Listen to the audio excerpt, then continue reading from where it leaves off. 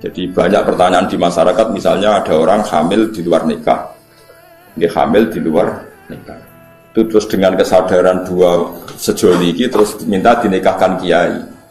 Anak produk gelap ini tidak bisa dinasabkan ke bapaknya, ya. Karena agama itu hanya ngakui nasab kalau akadnya sahih, ya. Kalau akadnya sahih, sehingga ini nanti kalau lahir anak perempuan, walinya itu tetap tidak bapaknya, paham ya? Meskipun jelas-jelas bapaknya yang bersetubuh, walinya itu hakim. Karena agama hanya ngakui nasab yang dari bapak lewat akad sahih. Niki rono tenan kula terangno masalah nasab ya. Terus nasab sing diharamno kawin niku pitu. Nggih, nasab sing diharamno kawin pinten? Itu.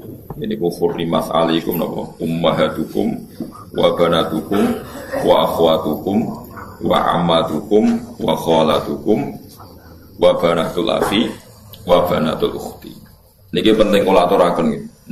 Jenengan rasa sensitif. Pokoke masalah hukum iku cocok ra cocok rasa nopo sensitif. Agama itu mengharamkan atau melarang adopsi ngangkat anak. Kalau terpaksa ada orang ngangkat anak itu harus dicatat nasabnya dan dimaklumatkan di keluarga anak yang diadopsi maupun keluarga yang mengadopsi.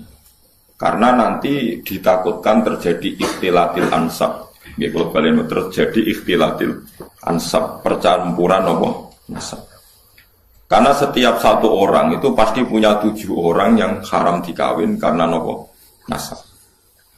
Ini bu ibu, dia ibu, dulur ummahatukum terus putri, dulur kandung, bulik sangka bapak, bulik sangka nopo ibu, terus ponaan ya anak dulur lanang. Lan anak dulur napa wedok niku sing haram krana nasab.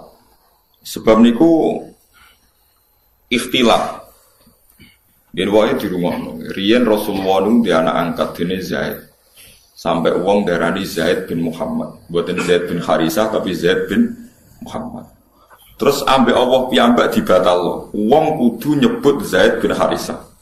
Dipaksa.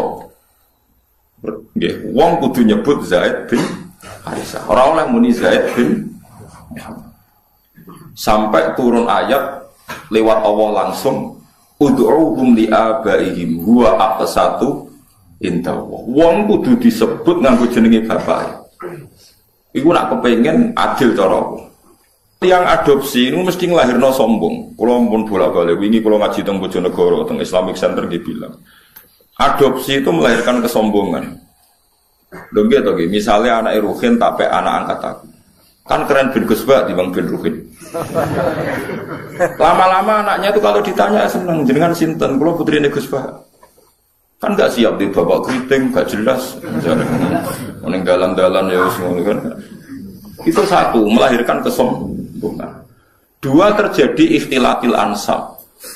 Misalnya anak Ruhin melok pulau terus kuliah. Jebule pacaran mbek dulure dhewe. Terus engkau rabi untuk dulure dhewe, untuk ponakane. Itu bahaya sekali.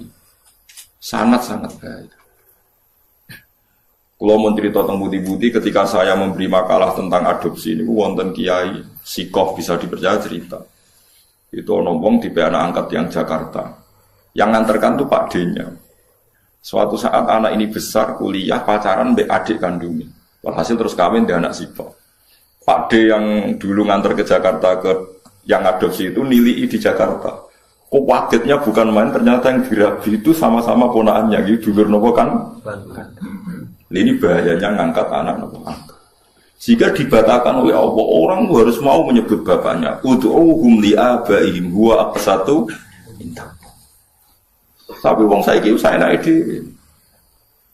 Anak sampean itu bangga, makalah Nabi itu mengancam manida ila ghairi abi wa huwa ya'lamu anna ghairu abi faqad kafar. Wong sing ngaku ora bapake diaku bapake dianggap ngafiri atau ngingkari ajaran Kanjeng Nabi Muhammad sallallahu alaihi wasallam.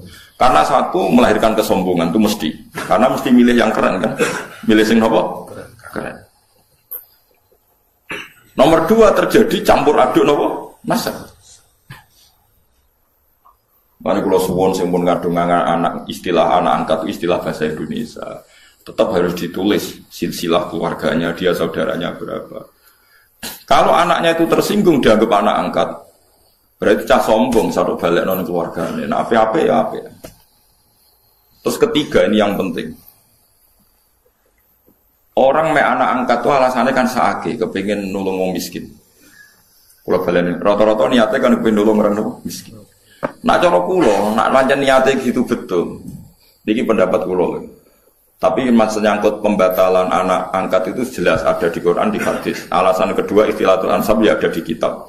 Tapi yang ketiga ini pendapat saya. Yang ketiga ini jelas. Saya ulama itu harus jelas.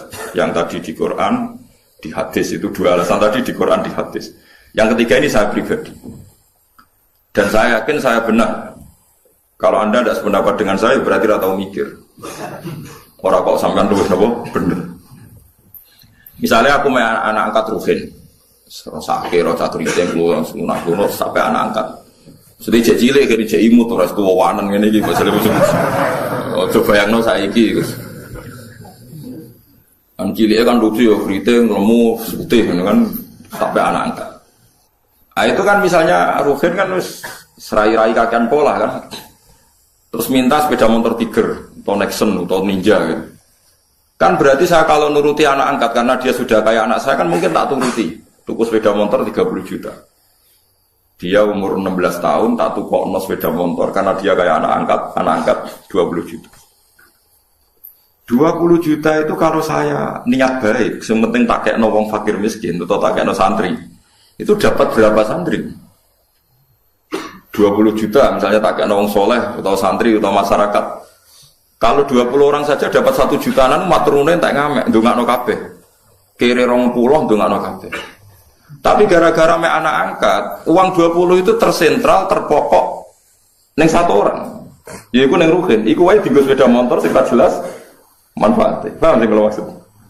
Hanya dari segi sosial kan menjadi manfaat ini terbatas kan? Gitu.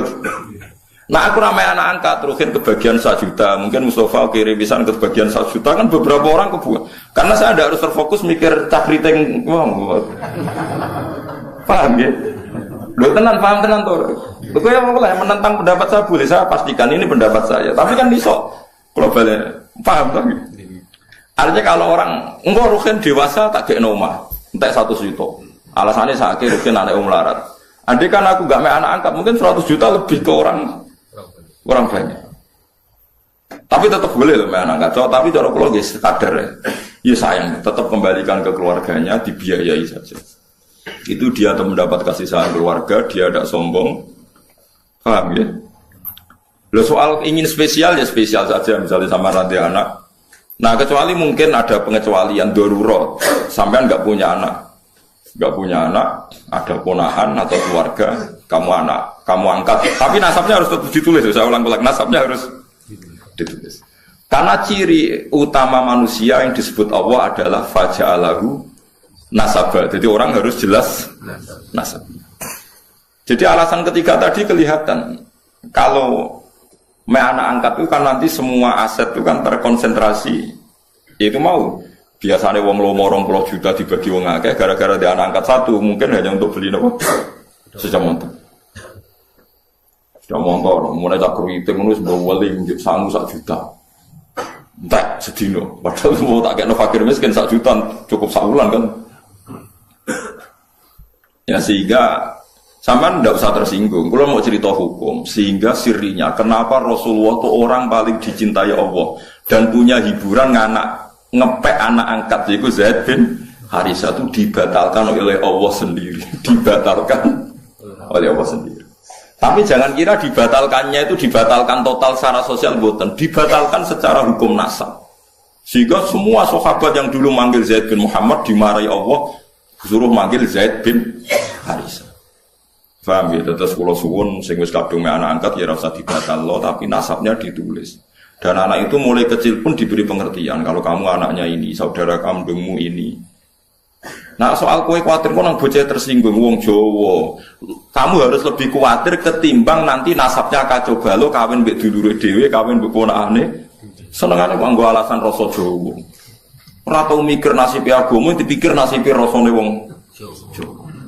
Soalnya kalau aku mbek Mustafa itu jenggoten orang Jawa wajib dihormati, sesat tapi dihormati Mustafa.